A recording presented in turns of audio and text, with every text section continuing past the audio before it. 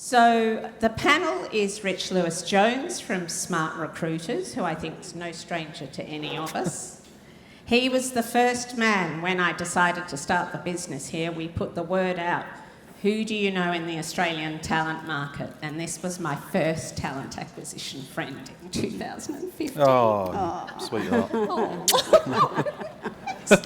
Kissed by a boy. And then you have met Melissa Crawford, and many of you loved her presentation today, so I thought who better to get up here to have a chat, and of course Claire Planinsek, who's one of our industry legends as well. So I am going to hand over to you, whoever would like to start, and what did you take away from today? Do you want me to go first? Take it away. I'll take up the 40 minutes now. For me, personally, this is one of the first in-person events I've been to for quite a while, and we're in a very privileged position at SmartRecruiters to be able to talk to so many people, but it's just nice to see so many great talks about different subjects, but everybody in this room is facing the same problems, but at different scales.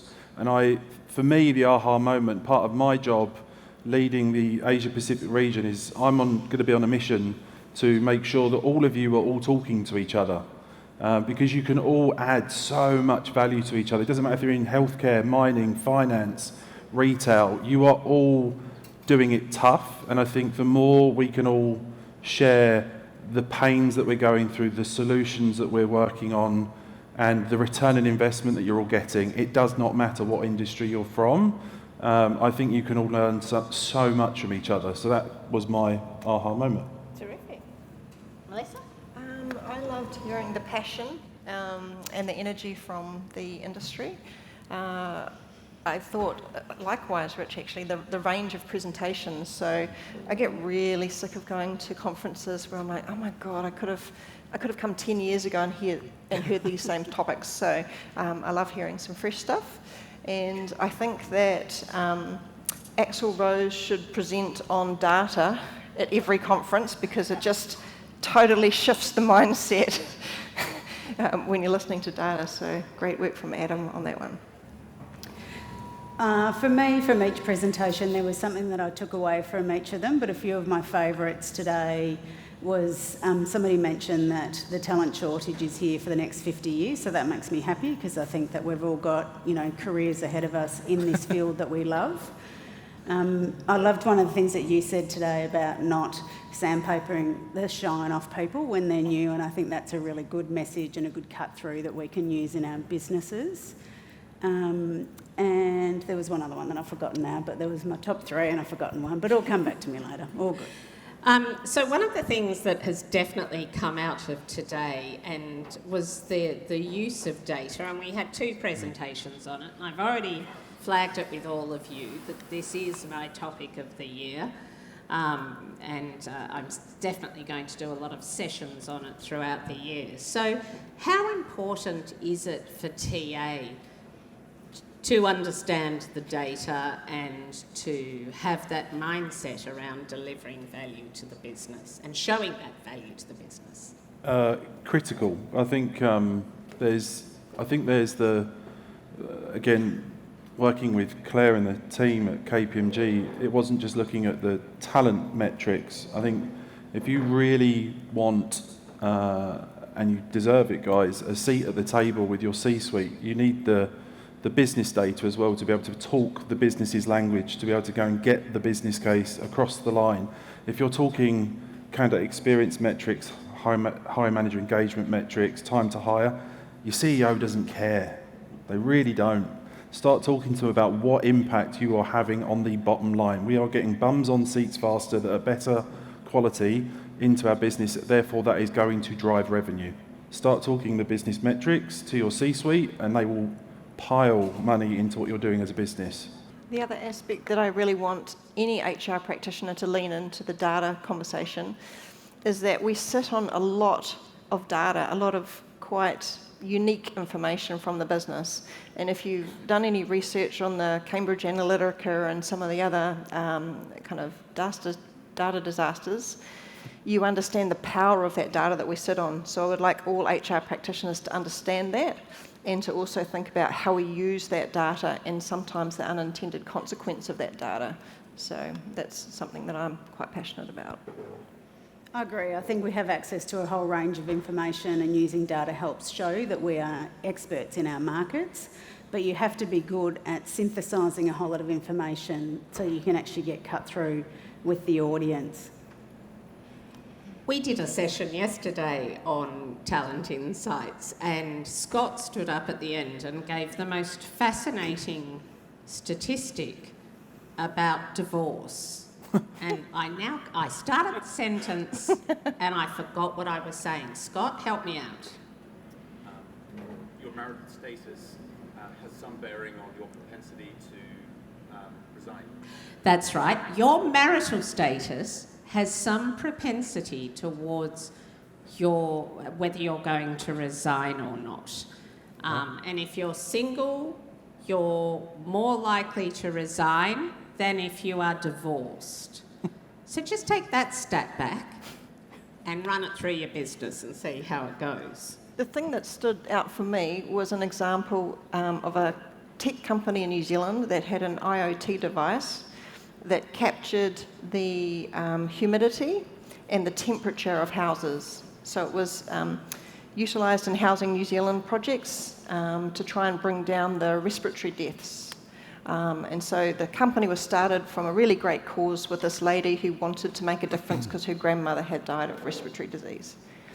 And then a whole lot of companies tried to buy her company, and not because they had the same passion for saving people living in these sorts of houses, but because from 2 pieces of data they could figure out quite a lot. They could figure out how many people were in the houses. They could figure out their economic level. They could figure out whether they were able to heat their house in winter or cool it in summer, transitions in and out, number of people, etc., etc., etc., from 2 quite innocent data pieces. And then you think about what we store in our HR systems. We know their ages, we know their addresses, we know their next of kins, we know their performance scores, we know what roles they've had, etc., etc., etc. We store a lot of quite private data, and I think that from things that I'm looking at overseas with hacking coming into organisations, they're sneaking in through HR because HR doesn't understand data and how to protect that data. Are we going to start seeing people like in talent hiring celebrants so they can keep talent in the business for longer? Or Get everyone married to make them menopausal stay. women in their 50s, apparently, that are divorced. Sounds Oh like yes, a that's target right. market. The other stat was that you were more likely to divorce in your 50s. So I should be single next week if anyone's interested. After organising Talentpalooza, I think I'm single by the end of today. You got your wedding dress for the next one? I've got my wedding dress on the next one. Oh, you've done it again. You've made me lose my train of thoughts. So looking then, so let's move it the other way. And if anyone has any questions, pop your hands up or come down to the front here. We won't make you get up on stage yet. But one of the things I think, we are in this massive amount of change still. Like, I remember we were all talking about working from home, and now we're all doing it. I am not a working from home fan, by the way. I think we should all be in the office having fun and not hanging our washing out on the line. But all of a sudden the future happened for us, and it's created a lot of change. We are now in another period of uncertainty. So what do you think the future looks like for talent acquisition? Me? I'm going to be fairly bold from a technology standpoint, so I'm going to be really selfish and talk about technology for a second. I think what we've seen over the last few years, how many people in here are using Workday, Oracle, SAP as a suite? You get the first cocktails. Yeah. Good. The good news is not too many people. It's getting lower. Sorry. Those platforms, the pace of innovation that you guys need and expect from from the trends and challenges that you are facing in your current jobs. Bloody hell, it changes every fucking week at the moment, doesn't it?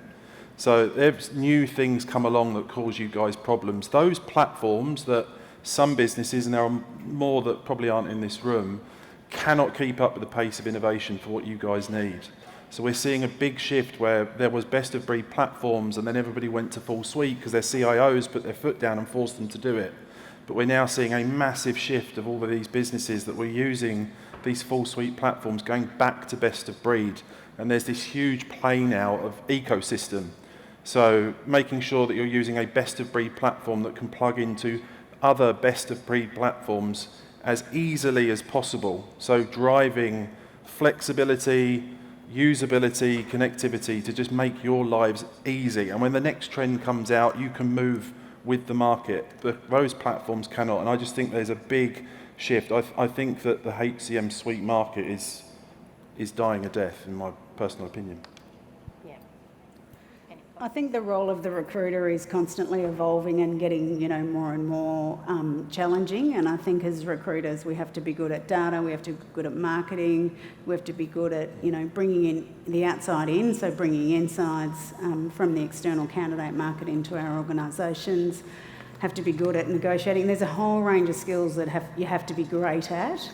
And I think it's one of those things will continue to evolve. Also, getting involved in internal projects is more and more a thing that TA do, which is great, but it just means we're stretching people more than what we've ever done before. But at the same time, I don't think as leaders in the industry, we're great at telling our businesses how much actually happens in recruitment. They just see, this person helps me hire this person, as opposed to this person helps do all of these things for our organisations. And I think as leaders, we need to be much better at describing the role of the recruiter and how they can help, far more, broader than just filling this particular requisition for you. So just, think about that as leaders and recruiters, how you can actually start to articulate what your role is and the breadth of your role a lot more than what we do today, to start to change the perception of what people think that we do and lift the professionalism of our organisation so people really truly understand what it is that we do. I hope for better personalisation, better speed, better use of scanning your internal talent as well as your external talent. And I see a time where at the moment there are still a hell of a lot of organisations that still aren't going back to candidates. They're hearing nothing or they're hearing minimal.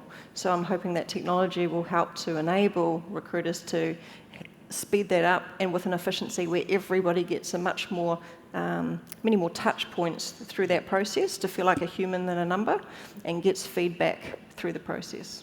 We and we're releasing the data in the next few weeks after we've got through Talentpalooza, but we actually surveyed at Talent Table 300 websites last year, and we were supposed to release the results last year, but due to a family crisis, I couldn't get the work done. So we just released the results. 42% of those 300 companies are still ghosting candidates and are not getting back to candidates within 3 weeks of them applying for the job at all. And that was excluding the ones where they actually had a date on where the application was going to close.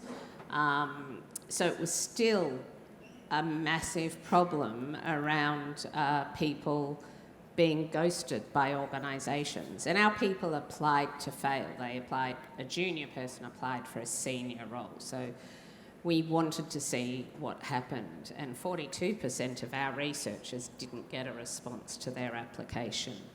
We also then put in, were they members of the Circle Back initiative? And I'm very pleased to say that it was none of those organisations, Steve Gard.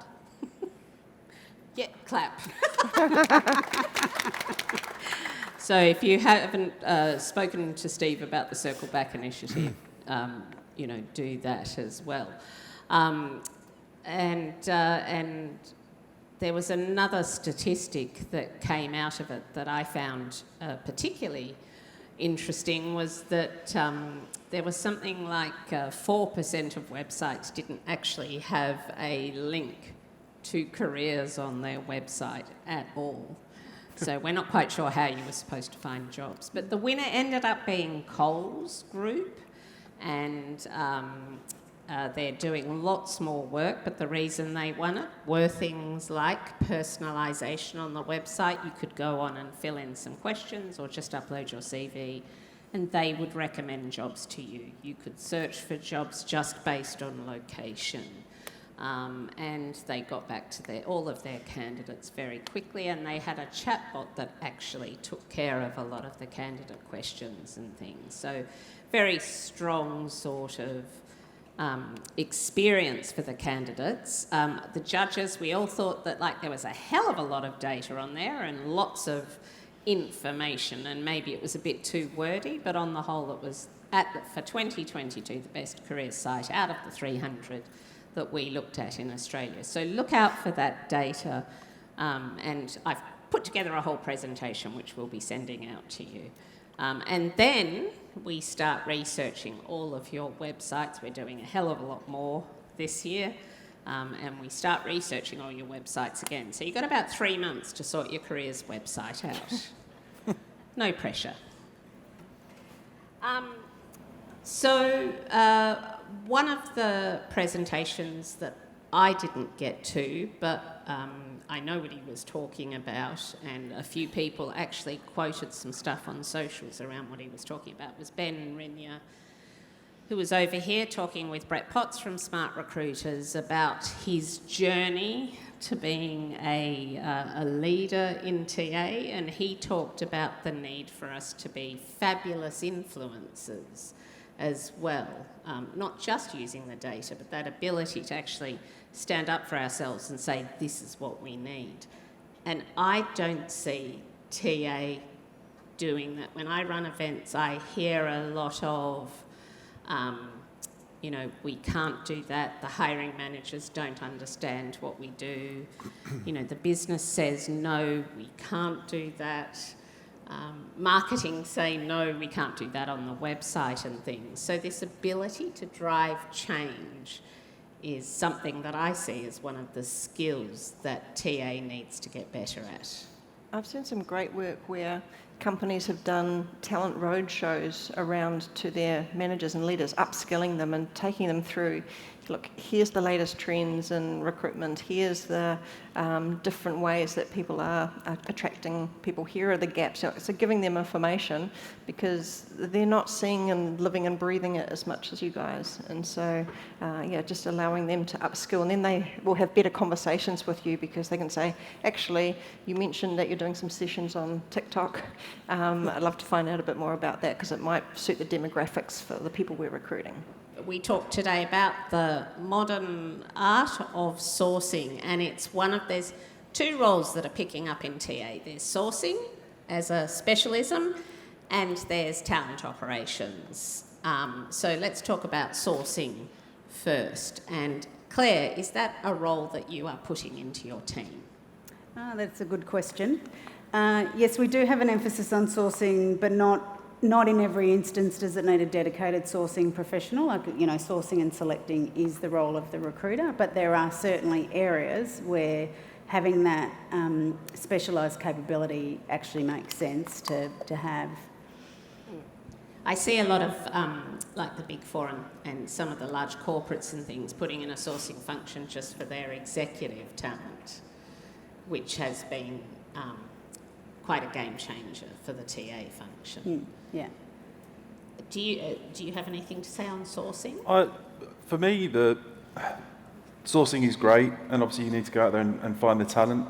Flipping on its head a little bit as well, around the whole EVP thing. Some of the presentations were amazing today, around connecting to where people are. And I think the more businesses that we also talk to, so many are posting on Seek or posting on LinkedIn and going to an agency, and they're not actually meeting candidates where they're at. And I think, we as a platform sit sometimes with customers, prospects, whoever, the talent leaders, and just be like, where are you connecting your brand to where those folks are hanging out? And I think being able to track that as a source of attribution, I think being able to widen that top of funnel. People talk about EVP. We're hearing this term IVP a lot, which is this individual value proposition. So, businesses aren't realising that they've got an incredible engineer in their business that everyone on GitHub loses their shit over. So it's, these people are super talented engineers that they could be putting out there into an event, or they could be writing a blog, or they, have a huge following where they can put links to lead capture forms to talent pools or jobs that they're really struggling to fill, and use those guys as a funnel. And you will find in your business there is someone like that in every single department. And it's just actually going out, some of them talked about it earlier, it's actually going talking to the business, being like, where are you hanging out? Can we use you as a source of attribution? And obviously reward them for that as well. Go and get them to speak on stage at events, whatever it is. But yeah, just flipping it slightly in its head from a sourcing to actual attraction as a whole. One of the interesting things that came out of the Careers Award night was that when Coles were setting up their EVP, all of the recruiters took what they were thinking about out to the hiring managers and said, this is the story we're putting up on our website. This is how we're describing your function. And then the hiring managers would say, actually, we want it described a bit differently, and this is what the roles actually are. So the whole business had input into that careers website. So every manager owned their job and their department and what was being said about them on the website, and the recruiters actually led that discussion as well, and that has created some very strong messaging for them. So definitely getting out to talk to your hiring managers and things is one of the most important things you can do. Right, well, I'm going to thank today. It has been an absolute joy to have you come across from New Zealand today. Thank you for having me. So thank you for coming and all of your help today. And Claire, thank you very much for your presentation and joining us today on the stage. Pleasure. And of course, I would like to thank SmartRecruiters, who have been our major sponsor today. So they have put a lot of time and effort and resources and things into making this a fabulous event. So I would like to thank you, Rich, Thank you. always for your support. No worries, no problem.